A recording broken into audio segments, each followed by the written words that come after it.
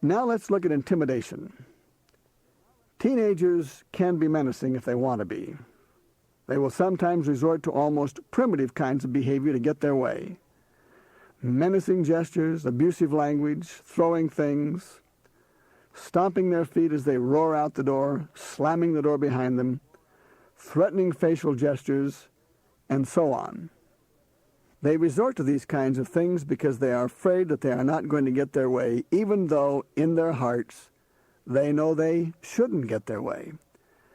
That's the curious thing about it. They are old enough to know better, but too immature to do otherwise. So they expect their parents to do the controlling for them. Many, many teenage boys and girls have told me how disappointed they are in their parents when they cave in to adolescent outrage. One of my daughters recently recalled an experience several years ago in her life when she was a teenager, and how disappointed she was in me when I wimped out and let her have her way when she knew she shouldn't have gotten it. All the while, as she was carrying on, she was hoping that I would say no. When I gave in and let her have her way, she was so disappointed in me that it has stayed with her all of these years. Children appreciate it when we as parents are in control. When we resist their attempts to intimidate us, we earn their respect. Let's look at some specific instances where a son or daughter might try to intimidate a parent and how those situations can be handled. One of the most common ploys that children will use once their parents can no longer physically restrain them is to say something like, "I'm going to do it, and you can't stop me." Rather than try to show them that you can physically stop them, for this could very well result in disaster, remain calm, look the youngster right in the face, all the while maintaining a pleasant and controlled expression, and say, "You're right. I can't stop you. But before you do it, you might want to count the cost. What do you stand to lose by doing it?" Don't get into a discussion unless you are absolutely certain that it can proceed reasonably. Do not get into a discussion that is inclined to turn into an argument or a shouting match. This accomplishes nothing. Rather, simply say, "Go to your room and think it over. Come back in half an hour or so after you've had a chance to think it over, and let's talk about it then." It's a good idea, whenever possible, to use time to your advantage. By putting time between an emotionally charged situation and a decision, it is more likely that the decision will be reasonable. Doing this will typically result in one of three actions. First, the child might very well decide against doing whatever it is he or she was going to do, and so simply drops it. If this is the case, you say, "Thanks, that's super. I'm proud of you." Then give the child a hug or in some other way warmly express your appreciation. On the other hand, the child might come back and decide to work for a compromise. This is fine, assuming that emotions are in control and a reasonable compromise can be struck. For example, let's say that the argument is over how late the youngster can stay out at night. He is totally unwilling to comply with your demands and is simply going to disregard you. A reasonable compromise might be made by adjusting the time by half an hour or so. But remember, you will never be successful in achieving a reasonable compromise when emotions are highly charged and when there is a lot of anger. You are simply better off dropping it and waiting until everyone's emotions are under control. You might even say, "I can't discuss this now. There is too much anger. Let's get back together in an hour," or something to that effect. Of course, there is the possibility that the child will simply disregard any suggestion on your part and go stomping off and do whatever he was going to do anyway. If this occurs, make certain that the child experiences the consequences which have been earned. Typically, this is in the form of the loss of some very desirable privilege. Another form of intimidation frequently used by teenagers is the threat of leaving home. "I'm going to get a place of my own. I can't stand living in this house any longer." Again, don't allow yourself to get into a dither or an argument of whether that's a good idea or a bad idea, or whether the kid can make it on his own. Rather, suggest something like this. Well, okay, but before you do, let's talk over some of the points about living away from home. If you're going to strike out on your own, there are some things you need to know. We don't want to see you get hurt. This puts the problem right back in the kid's lap while showing that you are concerned about his welfare. However, despite your well-chosen words and empathy, he still might not be in a mood to accept them. He might respond angrily by saying something like, "You don't care what happens to me. If you cared about me, you wouldn't make my life so miserable." To which you say simply, "I'm sorry you feel that way," and leave it at that. If the kid insists that he is leaving, be prepared to talk very calmly, as one adult to another, about what it costs to live away from home. You might get some of the bills that you have to pay every month. I'm reminded of the time when my oldest daughter decided that she wanted to live in her own apartment. She was tired of being the oldest in a family of 6 kids. She was working at a drive-in at the time and earning a salary that she thought she could certainly afford to live on. We sat down together one day with paper and pencil and a stack of bills and counted the costs of living away from home. After about an hour of this very adult exchange, she kind of smiled and looked at me and said, "I guess home isn't so bad after all." And that was the end of that. This gave me an opportunity to say, "I'm glad you decided to stay. We like having you around." And the whole matter ended on a high note. On the other hand, the kid might want to think it over for a couple of days, and this is fine. A couple of days of rational thinking about such an idea will almost certainly kill it, particularly if the child is given some information about the cost of living away from home. If the child decides to leave, let him leave. But remember, he leaves at his expense. When he leaves, he must understand that he is making this decision at his own expense. This is not your decision, and therefore you have no responsibility to support it. I realize that there are some risks involved here. We're talking about a risky time of life. But the odds are that if the child leaves home at his own expense, that he will be back within a couple of weeks and in a mood to work things out. If the child leaves home, be emotionally upbeat. Smile. Give him a hug. Say goodbye. Tell him to drop by and call and let you know how things are going since you're concerned about him. Ask him to leave you a telephone number so you can be in touch. Treat the situation the same way as you would treat any of your children who are leaving home to establish their own place in the world. Be upbeat and happy and hopeful. This could be the kid's first great opportunity to learn about independence. I realize that we are living in a more dangerous time, one where drugs and sex and sexually transmitted diseases are rampant. It is only natural for parents to worry that their children would fall victim to these things. Let's look further at some of the more practical implications of living away from home. There is more to leaving home than just having enough money to support oneself. There is the loss of family companionship, the loss of familiar surroundings. There is the loss of convenience, the convenience of living at home, a refrigerator and cupboards full of food, clothes washed and ironed and neatly put away in dressers and closets, the availability of a radio and a television and a stereo. All of these things are missed, and typically they are missed quickly. Another thing that parents have working for them in getting their kids back home is the unfamiliarity and the lack of certainty about their new environment. People in that new environment are not as predictable as members of the family. Moods are not the same. The kids are less comfortable expressing their moods in a new environment. At home they can explode and be out of sorts and still be loved.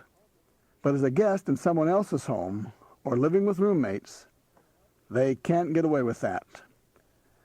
They feel less at ease to go to the refrigerator or into the cupboards for food, or to arbitrarily change the channel on the television, or put a tape on the stereo. A kid isn't in a new environment, in a new home, very long before he realizes just how much he walked away from. What parents typically experience is that the youngster will leave home and be gone for a day or two, and not a word is heard. Of course, parents are anxious during these first few days and envision all sorts of terrible things happening. Those visions are usually exaggerated. In a few days, the child will likely call home. The call will generally be a pleasant one, where the kid asks how things are going, how the dog is doing, what's new around the house, and so on. When this happens, be very pleasant and upbeat, and visit on the telephone pretty much as you would visit with another son or daughter who was legitimately on his own. Be sure to end the conversation with a note of appreciation for the call and an invitation to drop by and visit any time. Don't invite the kid back home. Shortly after this telephone conversation, the kid will very likely drop by the house and survey the kingdom that he abandoned a few days earlier, a survey which will only increase in him the desire to be back home. This sort of posturing will continue for a little while, typically resulting in hints on the kid's part that he'd like to come back home, and the reassurance on your part that that would be fine. When the child is back home, a good opportunity has been provided to sit down and discuss the problems that led to the departure in the first place. Negotiations are easier. It also gives you a chance to reiterate the value system of the home and the conditions that must be met by those who live under your roof. And with teenagers, particularly older teenagers, negotiations are fine so long as they don't destroy the value system of the home nor undermine the parent's position of leadership. The longer you keep your children at home during these adolescent years, the better. Do not throw your kids away. Do not encourage them to leave. It's for this reason that I have spent so much time talking about kids leaving home. In the long run, everyone is much better off if you are willing to put up with some of the stress and strain and junk behavior that go with growing up. Those additional years at home will give you time to bond your kids to you and give the kids time to learn the necessary survival skills. Either way, there is going to be some pain and discomfort, maybe even misery and agony. But generally, in the long run, everyone is better off if the family can be kept together while kids are in their adolescent years. In my years of working with families whose teenagers have threatened to run away or leave home, and who have left home, in every instance where the parents took a reasonable, in-control position, their kids were back home within a couple of weeks. Things at home were better because of it, and in the end, things worked out pretty well.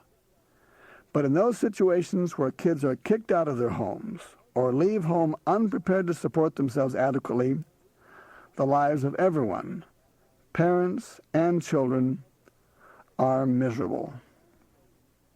Another form of intimidation that an angry teenager might turn to is the threat of physical violence. The child threatens to hit others in the family with the intent of hurting them, or he threatens to damage property. Of course, this simply cannot be tolerated. This is a risky situation and one which might be so complex as to not be easily resolved. But if it does occur and there is a threat that the child really will be violent, let the child know that if he elects to behave in a violent way, you will need to call the police and you will press charges. Assault and battery is no more excusable at home than it is on the streets. If the child can't be physically restrained and carries out his threats to hurt someone through physical assault, and particularly if there is some notion that that behavior might reoccur, then as parents, you should call the police to intervene. Before the child does become abusive, he should be told that if he makes good on his threats, that you will call the police and press charges. That should not be an idle threat. Beyond what it takes to defend yourself, don't strike back. Don't get into a physical exchange of blows. This does nothing more than to encourage the child to lash out even more viciously and with more determination. If possible, leave the house and make your way to a safer environment. Let the child know that you are not going to respond in kind. He might be out of control and behaving in a stupid way, but you are in control and behaving rationally. That is the message that you need to deliver. The other message that you need to deliver is that violent, irrational, stupid behavior carries with it severe consequences. I'm reminded of a situation where a family feared that an 18-year-old son would sometime soon become violent and could be dangerous. We role-played how we would respond if that occurred. Shortly after that, the parents' worst fears were realized one night when the boy came home angry and was about to take it out on his parents. The father raised his hand as we had role-played and said in an authoritative, bold, though controlled voice, "Stop. Before you hit anyone, you need to know what we are going to do. We will call the police and we will press charges. You will spend time in the juvenile detention center and you will suffer the full consequences of the law. Furthermore, you will lose every privilege this house has to offer, including the use of the car, telephone privileges, and so on. Now, before you hit anyone, go to your room and think it over. We will be here when you return." The parents then stood there, looking the boy straight in the eye. Silence fell over the room. The boy realized that he was not intimidating his parents in the least. They had a plan to deal with his inappropriate behavior. They were in control. He had no plan for dealing with the consequences of his behavior. He was out of control. Everyone just stood there looking at each other. The parents were firm and composed. The boy was angry and trembling. After what seemed to be a long time, but in reality was only a few seconds, it became obvious to the parents that the boy had run out of steam and was not going to follow through with his threats. The father lowered his hand and in gentle tones said, "I'm sorry you've had a bad day, son. I'm sorry you're upset. Go to your room now and regain your composure. Then let's talk about it in the morning."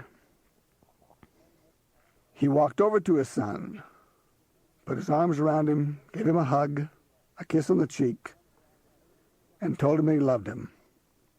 The mother did the same. The boy went to his room, and that was the end of any subsequent threats of physical violence. The key to dealing with intimidation is to predict that intimidation, prepare a response to it, and practice that response. Remember, that response must find you in complete control, must demonstrate to the child that you are not about to be intimidated, and should the child behave inappropriately, the consequences will fall squarely on the child. And remember also, don't try to get to the root of the child's problem and hostilities and anxieties until after the child is in control. The time to talk about the problems that give rise to intimidating behaviors is not at the time those behaviors are being exhibited. The time to talk about those anxieties and the frustrations and whatever is when the child is able to talk about them rationally.